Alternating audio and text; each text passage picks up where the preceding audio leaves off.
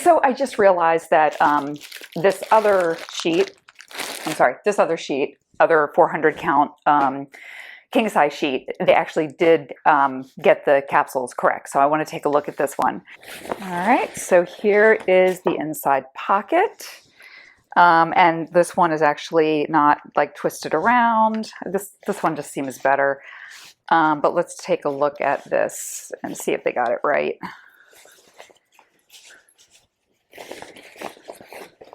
Oh, here we go. There's the capsule closure, and we'll pick up that extra cord. We'll get the capsule through on this one.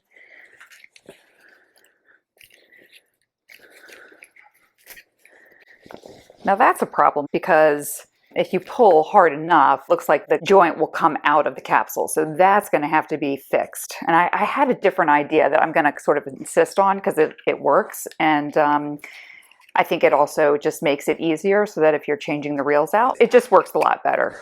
And one thing about these are going to be white eventually, but it's kind of nice for showing you on the video because I think it's just easier to see.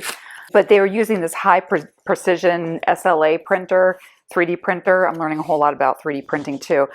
And for whatever reason, I guess the material they put in it comes out that yellow color, which, you know, fine, just for prototyping anyway. So yeah, see it again, that joint pulled through. I could make the hole on this end smaller, but there was another idea I had that would also make it easier to change out the reel if after a few years you need to change out the reel. And it worked with like a hook on the inside. The hook would also prevent it from slipping through. So I think it's going to take care of two problems. Now we are ready to fit it on the bed. So let's go upstairs.